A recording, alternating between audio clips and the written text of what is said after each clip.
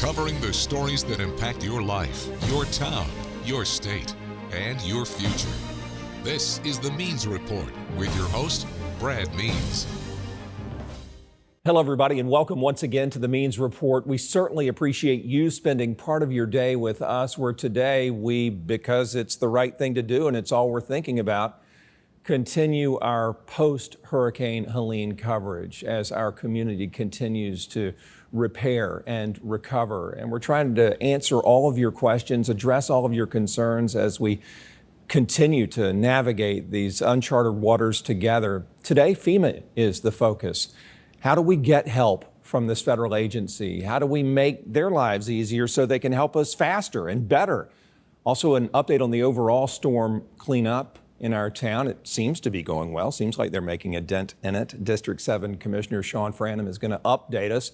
And then, of course, we'll wrap up the Means Report with more ways that you can stay in touch and help us get great guests like Nikki Gaskins Campbell.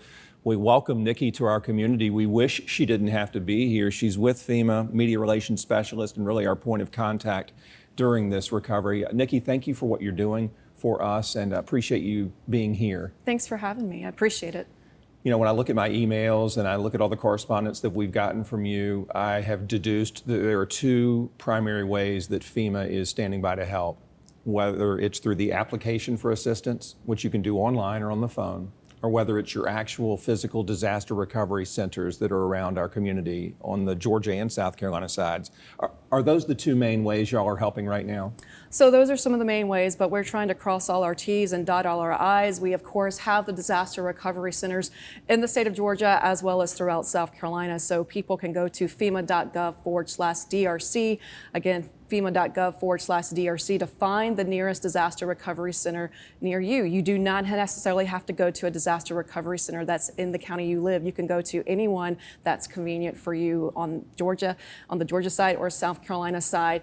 We also have our crews going out into the field, what's called our disaster survivor assistance crews. They're going out into the communities under the guidance of local officials to find out what the needs are, because we realize maybe not everyone can come out and see us, so we're trying to go directly to them. We have our 1-800-621-3362 number, 1-800-621-3362 number. We also have the website, disasterassistance.gov, and our app, FEMA app. The FEMA app is on.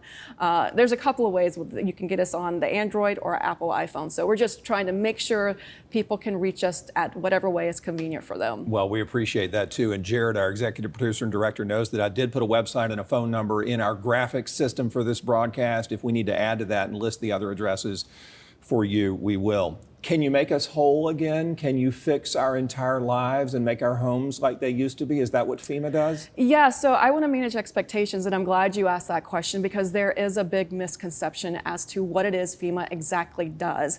We cannot make you whole. We were never designed to make you whole. Your insurance will always be your first line of defense. And then where they may not be able to cover everything, we might be able to fill in some of the gaps. But I always like to say that we are a piece of the puzzle. We are certainly not the entire piece. It takes the state, it takes the local officials, your nonprofits, houses of worship, all of us working collectively together to help disaster survivors on their road to recovery. Yeah, but how do we know here in the early days when we're still in the dark, and both literally in some cases and figuratively, how do we know what to do? How do we know at this early stage what insurance is going to cover and what FEMA is going to cover? And also, if we have homeowners insurance, is that an automatic no from y'all? No, not at all. You know, some people may have renter's insurance, flood insurance, or homeowner's insurance, and they may not have enough. So we always tell people, if they're underinsured or uninsured, please reach out to us, because you may be able to get some assistance as well. So we want people to start the recovery process as quickly as possible. You know, don't wait for FEMA to come out and document any damage or anything like that. Start the recovery process as quickly as possible. If you have any receipts that you purchased items to use as part of your recovery, keep those receipts. Take photos, take video. All of that is going to be so helpful for when you do, if you do decide to reach out to FEMA. Is income level a consideration, and can you reach a threshold income-wise where FEMA says no? So that's another misconception. People think that, well, I make too much money, but the reality is your income is not dependent whatsoever on if you're eligible for FEMA. So don't think, oh, I make too much or I make too low or whatever. It's not a factor in the process. We just are more focused on what is the extent of your damage. So people need to be mindful of that. We could go in the weeds for the rest of this interview on, what y'all pay for and what you don't, but give me a general feel, Nikki, if you can, as far as what kind of compensation we can expect. It seems like the $750. Yeah, we have a lot of questions about that. That seems like it's the easiest to get. Well, you still have to apply, reach out. We have had some people think, I don't know where they get this from, probably social media and the community, that they just have to show up to wherever FEMA is, like a disaster recovery center, and they're going to get that $750. We're going to cut them a check right there. That is not accurate. You still have to go through the registration process, either at a disaster recovery center, online, or through the phone, or through the app. And not everyone will be eligible for that $750. It's not automatic. You have to, you have to be eligible for that.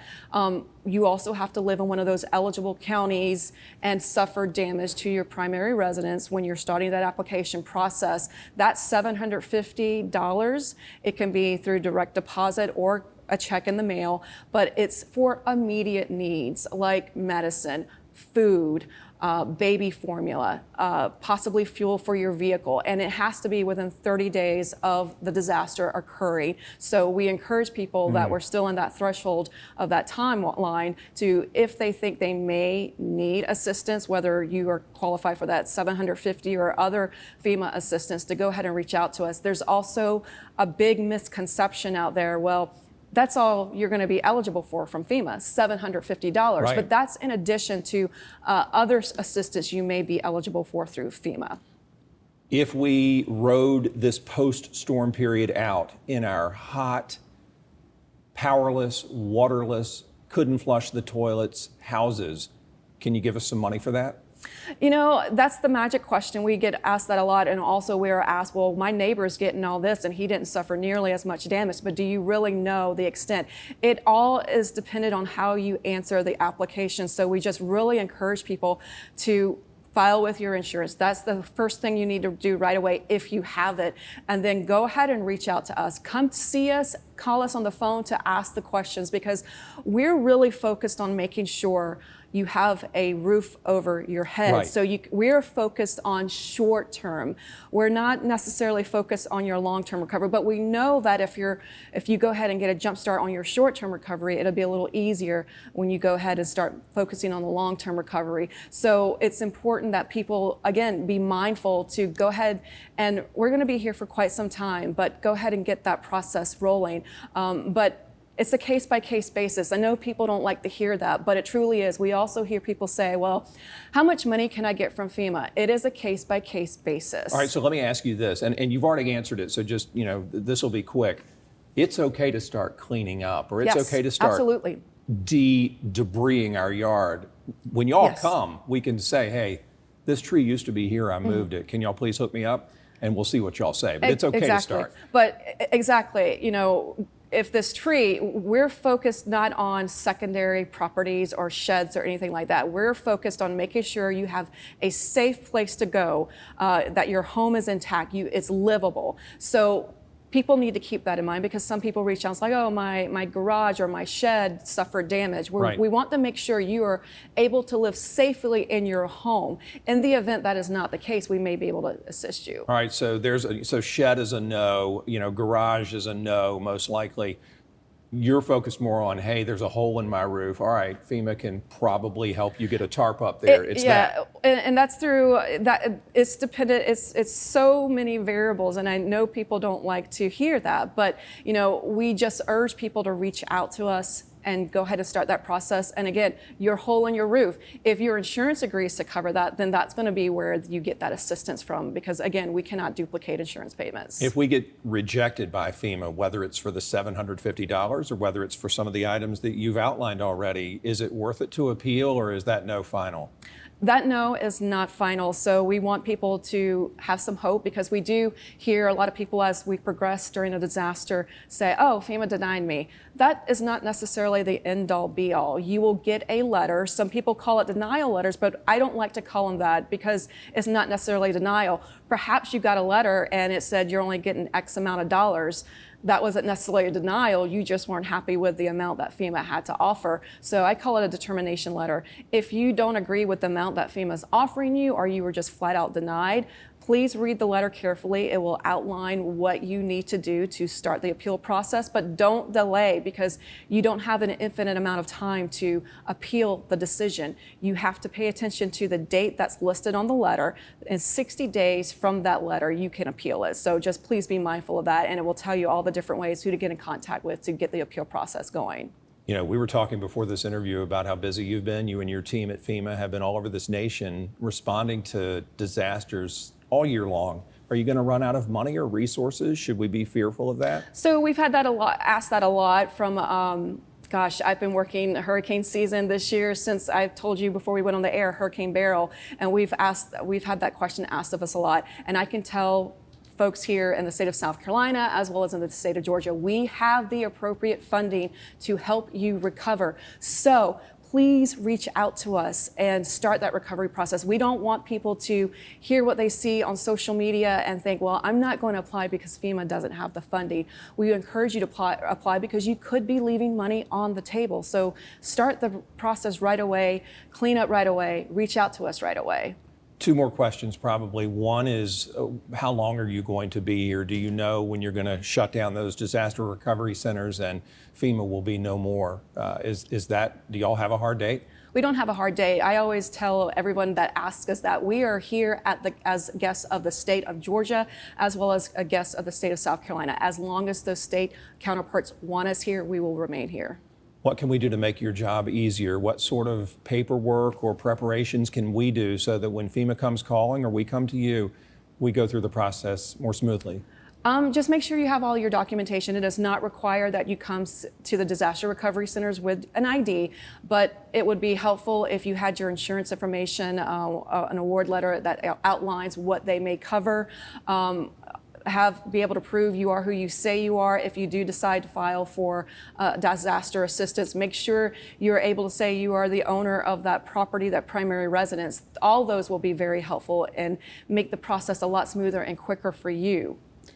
I just thought of one more question. I hesitate to ask it because it sort of comes from social media, which can, shocker, be super negative.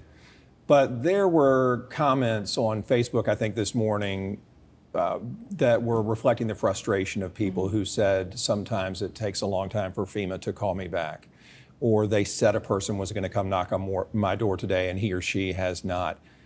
Can you address that as far as folks who are watching right now saying, hey, Brad, nice interview, but FEMA's not helping me? So we have seen, especially with Helene, a lot of misinformation, disinformation, and blatant lies out there. Yeah. And it has been very disheartening. It's made our job a lot harder. It does two things. It makes it unsafe for us as FEMA employees, because sometimes we have to pull back in the communities that we're trying to work. And secondly, it hurts the very people we are trying to help. So I would say to people to please refrain from any rhetoric and don't be so quick to share what you see on social media. I would like to also say that FEMA is here in the state of South Carolina. We are here in the state of Georgia. We are working long hours, meeting face to face with disaster survivors. We are working around the clock to help as many people as possible. So before you think about sharing something, think twice, because it really hinders our mission. Boy, that's powerful. And that's an appropriate way to wrap it up. Y'all be nice to Nikki Gaskins-Campbell and her team. These are real people with real families who have said, see you when I see you. I'm going to go save Georgia and South Carolina in the wake of a horrific storm. Thank you for what you do. Please share that with your colleagues. We appreciate you. We appreciate you too. Thank you. Absolutely. Nikki Gaskins-Campbell with FEMA. When we come back, Sean Franham, District 7 Augusta Commissioner, to tell us how the community is working with Nikki and her team to try to get us out of this on the Means Report.